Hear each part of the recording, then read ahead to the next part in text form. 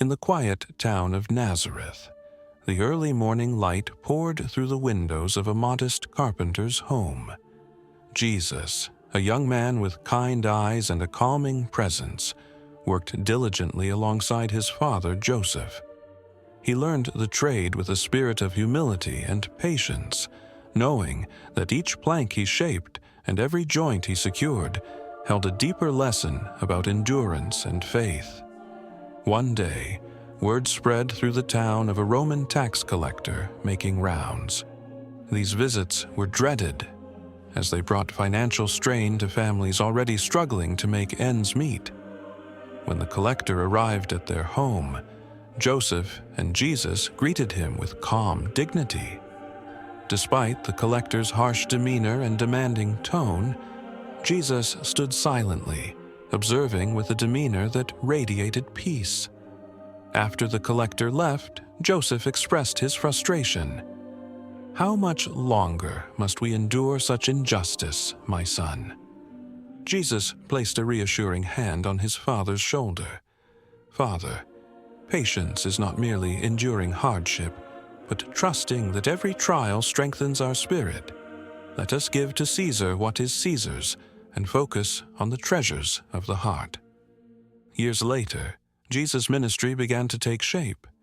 He traveled from town to town, sharing messages of love, forgiveness, and the power of faith. On one occasion, a crowd gathered to hear him speak on a hillside.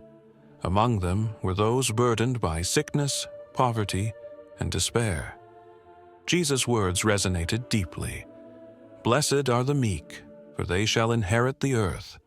Blessed are those who are persecuted for righteousness' sake, for theirs is the kingdom of heaven." Among the crowd was a widow named Miriam, who approached Jesus with tears in her eyes. She had lost her only son and struggled to find meaning in her suffering. Jesus listened intently as she poured out her grief. Then, with compassion in his voice, he said, "Miriam, do not lose heart. Just as seeds must endure the harshness of the earth to bring forth fruit, so too must we endure trials to grow in faith.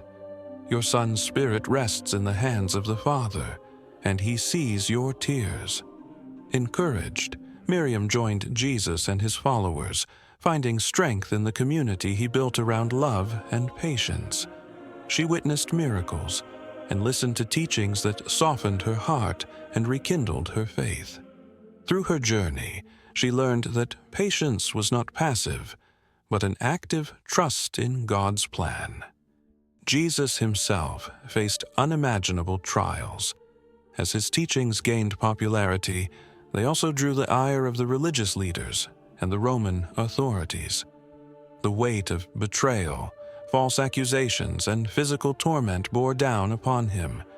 Yet, even in these moments of intense suffering, Jesus demonstrated unwavering patience. He prayed in the Garden of Gethsemane, saying, "Father, if you are willing, take this cup from me. Yet not my will, but yours be done." On the cross, as soldiers mocked him and the crowd jeered, Jesus' endurance shone brightly. Instead of succumbing to anger or despair, he said, "Father, forgive them, for they do not know what they are doing." In his final moments, he entrusted his spirit to God, embodying the ultimate act of patient faith. The resurrection 3 days later was not only a testament to God's power, but also a profound message about the fruits of patience and trust.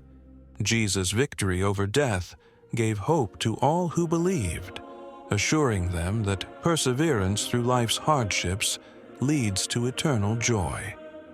As his disciples continued his work, they carried his lessons on patience to the corners of the earth. They faced persecution, imprisonment, and martyrdom, yet their faith never wavered. They remembered Jesus' promise, "Come to me, all you who are weary and burdened, and I will give you rest." Amen.